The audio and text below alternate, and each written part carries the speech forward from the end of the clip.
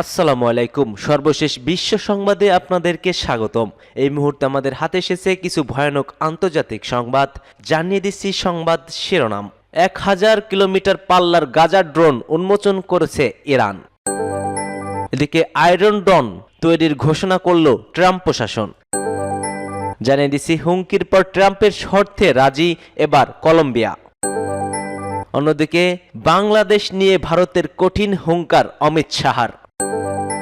সর্বশেষ জানিয়ে দিচ্ছি উত্তর গাজায় একদিনে ফিরছেন 3 লাখেরও বেশি ফিলিস্তিনি। এতক্ষণ শুনছিলেন সংবাদ শিরোনামগুলো, এবার বিস্তারিত।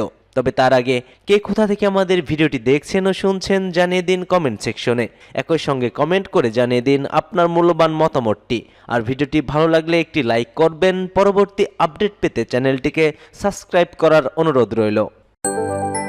1000 কিলোমিটার পাল্লার গাজা ড্রোন উন্মোচন করেছে ইরান। ফিলিস্তিনের গাজা ভূখণ্ডে দীর্ঘ 15 মাস ধরে চলা যুদ্ধকে সম্মান জানিয়ে গাজা নামে ড্রোন উন্মোচন করেছে ইরান। ড্রোনটি সীমান্ত নিরাপত্তার জন্য পরিচালিত অভিযানে ব্যবহার হবে বলে জানিয়েছে ইসলামী রেভলিউশনারি গার্ড কর্পস এর আইআরজিসি।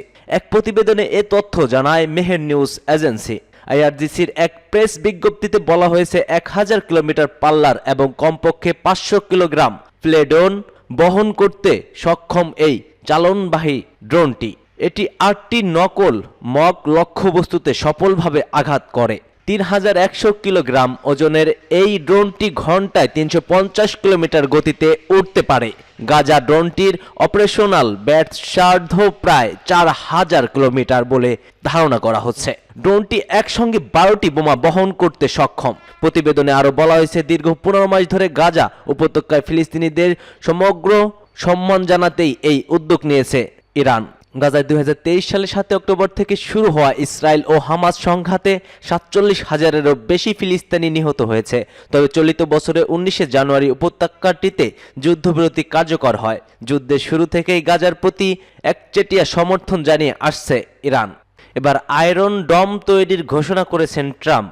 মার্কিন প্রতিরক্ষা ব্যবস্থা আরও শক্তিশালী করতে আয়রন ডন ক্ষেপণাস্ত্র প্রতিরক্ষা ব্যবস্থা নির্মাণে একটি নির্বাহী আদেশ স্বাক্ষর করেছেন প্রেসিডেন্ট ডোনাল্ড ট্রাম্প। তার নতুন 4টি নির্বাহী আদেশের মধ্যে একটি হলো আয়রন ডম নির্মাণ। স্থানীয় সময় ট্রাম্প তার দক্ষিণ ফ্লোরিডার golf resort Trump National Doral মিয়ামিতে রিপাবলিকান আইন প্রণেতাদের এক সম্মেলনে ভাষণ দেন, যেখানে তিনি সন্ধ্যায় নির্বাহী আদেশে স্বাক্ষর করার মাধ্যমে মার্কিন সামরিক সম্পদ আরও জোরদার করার প্রতিশ্রুতি দিয়েছেন।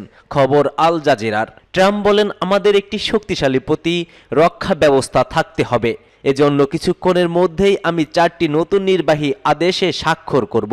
তিনি ব্যাখ্যা করে বলেন, প্রথমটি হলো অবিলম্বে একটি অত্যাধুনিক আয়রন ডম ক্ষেপণাস্ত্র প্রতিরক্ষা ঢাল নির্মাণ শুরু করা, যা আমাদেরকে সুরক্ষা দেবে, অর্থাৎ আমেরিকাকে সুরক্ষা দিবে।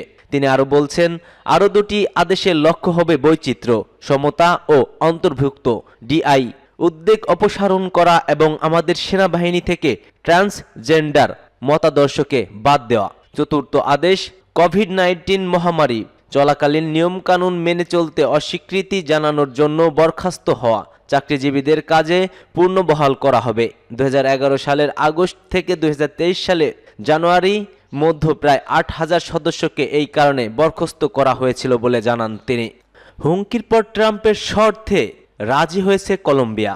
ক্ষমতায় এসে দেশে বসবাসকারী অবৈধ অনুপ্রবেশকারীদের ফেরত পাঠাতে শুরু করেছেন যুক্তরাষ্ট্রের নবনির্বাচিত প্রেসিডেন্ট ডোনাল্ড ট্রাম্প। অবৈধ অনুপ্রবেশকারীদের বিমানে তুলে নিজ দেশে পাঠানো হচ্ছে। এমন ওই 2 মার্কিন বিমানকে অবতরণ করতে দেয়নি কলম্বিয়া। এরপর দেশটির বিরুদ্ধে কড়া ব্যবস্থা নেয়ার হুমকি দিয়েছেন ট্রাম্প। এরপর ট্রাম্পের সব শর্ত মেনে নিতে রাজি হয় কলম্বিয়া। এক প্রতিবেদনে দেশটির সংবাদ মাধ্যম সিএন নিউজ এ তথ্য জানিয়েছে। প্রতিবেদনে বলা হয়, বেআইনিভাবে যারা যুক্তরাষ্ট্রে ঢুকেছে তাদের ফেরত নেবে কলম্বিয়া। যুক্তরাষ্ট্র সামরিক বিমানে করে ফেরত পাঠাবে কলম্বিয়া এতে আপত্তি জানায়। এরপরেই কলম্বিয়ার উপর 25% হারে কর শুল্ক বাড়ানো হবে বলে হুঁশিয়ারি করেন ট্রাম্প। ট্রাম্প লিখেছেন, কলম্বিয়ার সব জিনিসের উপর 25% শুল্ক বসানো হবে, এক সপ্তাহের মধ্যে তা 50% করা হবে। কলম্বিয়ার নাগরিকদের যুক্তরাষ্ট্রে ঢুকতে দেওয়া হবে না, সেই সঙ্গে দেয়া হবে না ভিসা। এতে পাল্টা ব্যবস্থা নেয় কলম্বিয়াও। ট্রাম্পের এই হুমকির পরেই সমস্ত মার্কিন জিনিসের উপর 25% শুল্ক আরোপ করে কলম্বিয়া প্রশাসন। কলম্বিয়ার প্রেসিডেন্ট গুস্তাভো হুমকি দিয়েছেন, মার্কিন জিনিসের উপর 50% পর্যন্ত শুল্ক বসানো হবে। পরে অবশ্য তিনি 25% শুল্ক আরোপ করেন। খবর ডয়েস ভ্যালির। দিল্লিকে অবৈধ বাংলাদেশ মুক্ত করবে বিজেপি, কঠিন হুঙ্কার অমিত শাহর। ভারতের কেন্দ্রশাসিত অঞ্চল দিল্লিকে অবৈধ বাংলাদেশি ও রোহিঙ্গা মুক্ত করার ঘোষণা দিয়েছে বিজেপি। দলটির নেতা ও ভারতের কেন্দ্রীয় স্বরাষ্ট্রমন্ত্রী অমিত শাহ এ ঘোষণা দেন। পাশাপাশি তিনি দিল্লিতে ক্ষমতাসীন আম আদমি পার্টিকে অবৈধ আই পার্টি বলেও আখ্যায়িত করেছেন। খবর দ্য ইন্ডিয়ান এক্সপ্রেস। প্রতিবেদনে বলা হয়, জ্যেষ্ঠ বিজেপি নেতা এবং কেন্দ্রীয় স্বরাষ্ট্রমন্ত্রী অমিত শাহ দিল্লিতে ক্ষমতাসীন দল আম আদমি পার্টিকে এএপি অবৈধ আই পার্টি বলে উল্লেখ করেছে। তিনি বলছেন, গত 10 বছরে আম আদমি পার্টি হাজার হাজার কোটি টাকার দুর্নীতি করেছে। দিল্লি বিধানসভা নির্বাচনে প্রচারণায় অংশ নিয়ে অমিত শাহ নারেলার একটি জনসভায় ভাষণ দেন, যেখানে তিনি পূর্ব অঞ্চলীয় ভোটারদের প্রসঙ্গে কথা বলেন। পূর্ব উত্তরপ্রদেশ এবং বিহার থেকে আসা এই জনগোষ্ঠী দিল্লির অন্যতম বৃহত্তম ভোটার গোষ্ঠী। অমিত শাহ আরও বলেন, যদি বিজেপি ক্ষমতায় আসে তবে 2 বছরের মধ্যে দিল্লি থেকে বাংলাদেশি এবং রোহিঙ্গাদের সরিয়ে দেওয়া হবে। তিনি দাবি করেন, বিজেপি দিল্লিকে এই অবৈধ অনুপ্রবেশকারীদের হাত থেকে মুক্ত করবে এবং নিরাপত্তার দিকটি নিশ্চিত করবে।